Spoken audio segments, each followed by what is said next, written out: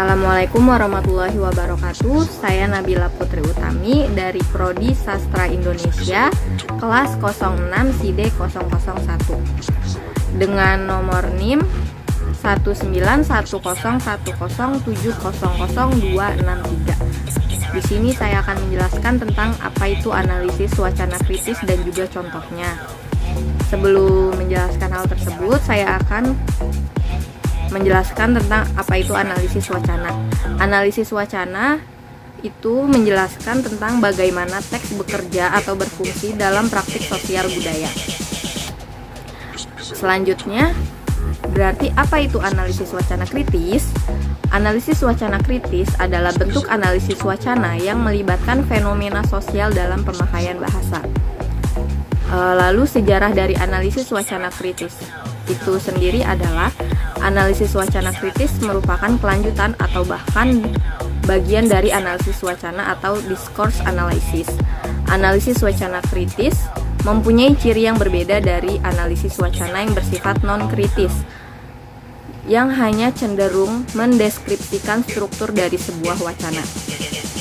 Analisis ini bertindak lebih jauh, diantaranya dengan menggali alasan sebuah wacana memiliki struktur tertentu yang pada akhirnya akan berujung pada analisis hubungan sosial antara pihak-pihak yang tercakup dalam wacana tersebut. Analisis wacana kritis juga merupakan kritik terhadap linguistik dan juga sosiologi. Lalu selanjutnya adalah tujuan dari analisis wacana kritis itu untuk menyelidiki kesenjangan kritis sosial seperti yang diungkapkan, dibentuk, dilegitimasi dengan menggunakan bahasa. Lalu selanjutnya adalah karakteristik dari sebuah analisis wacana kritis. Yang pertama itu ada tindakan, kedua konteks, ketiga historis, keempat kekuasaan, dan yang terakhir ideologi. Maksud dari tindakan adalah wacana dipahami sebagai sebuah tindakan dan sebagai bentuk interaksi. Jadi wacana merupakan sesuatu yang bertujuan, misalnya apakah untuk mempengaruhi, mendebat, membujuk, menyanggah, dan sebagainya. Wacana juga merupakan sesuatu yang diekspresikan secara sadar dan terkontrol. Lalu yang selanjutnya adalah konteks. Ini mengacu pada pendapat Guy-Cook dalam analisis wacana juga memeriksa konteks dari komunikasi, seperti siapa yang mengkomunikasikan dengan siapa dan mengapa, dalam jenis halayak dan situasi apa, melalui medium apa, bagaimana perbedaan tipe dari perkembangan komunikasi, dan hubungan untuk masing-masing pihak. Lalu yang selanjutnya ada historis. Untuk dapat memahami suatu wacana teks, maka dapat dilakukan dengan memberikan konteks historis di mana teks itu diciptakan. Oleh karena itu, pada saat menganalisis perlu dimengerti mengapa wacana yang berkembang atau dikembangkan seperti itu, mengapa bahasa yang dipakai seperti itu, dan sebagainya. Yang selanjutnya adalah kekuasaan. Maksudnya di sini adalah semua wacana yang muncul dalam bentuk teks, percakapan, atau apapun yang dipandang sebagai bentuk pertarungan kekuasaan. Konsep kekuasaan adalah salah satu kunci hubungan antara wacana dan juga masyarakat. Hubungan antara kekuasaan dan wacana dapat dilihat dari apa yang dinamakan kontrol. Kontrol dalam suatu wacana dapat berupa kontrol atas konteks dan kontrol terhadap struktur wacana. Kontrol atas konteks misalnya dapat dilihat dari siapa yang boleh atau harus bicara, sedangkan posisi yang lain sebagai pendengar atau mengiyakan.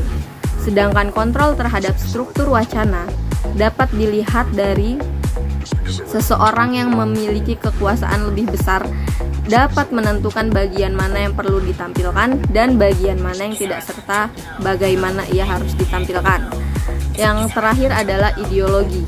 Wacana digunakan sebagai alat oleh suatu kelompok dominan untuk mempersuasi atau membujuk dan mengajak serta mengkomunikasikan kekuasaan yang mereka miliki agar terlihat absah dan benar di mata khalayak. Suatu teks, percakapan, dan lainnya adalah bentuk dari praktik ideologi tertentu.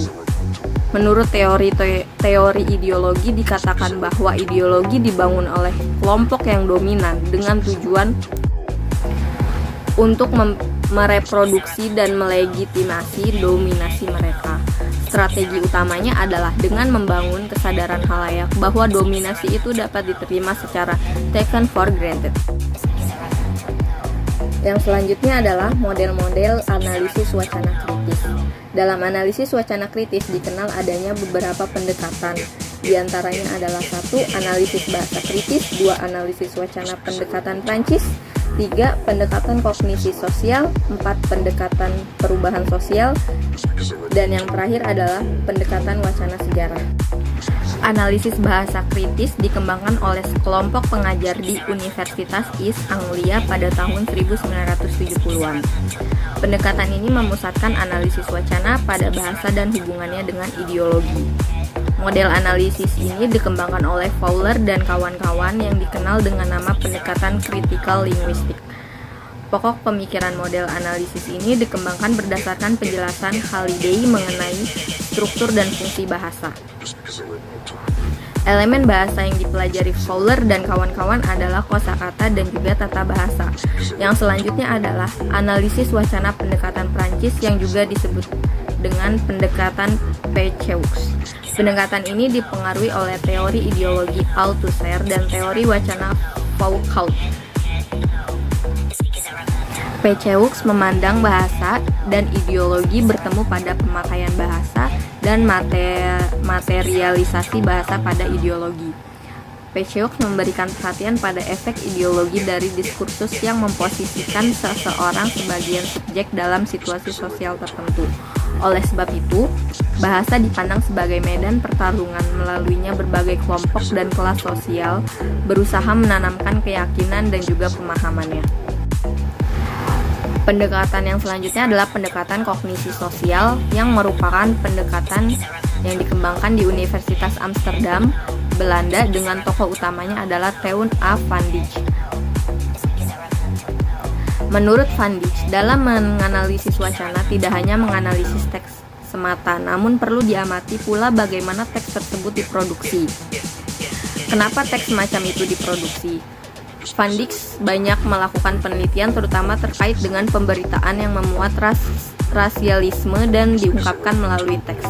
Percakapan sehari-hari, wawancara kerja, rapat pengurus, debat di parlemen, propaganda politik, periklanan, artikel ilmiah, editorial, berita, foto, film merupakan hal-hal yang diamati oleh Van Dijk. Van Dijk mengungkapkan bahwa wacana terdiri dari atas beberapa elemen, yaitu tematik, skematik, sematik, sintaksis, stilistik, dan juga retoris. Yang selanjutnya adalah pendekatan perubahan sosial.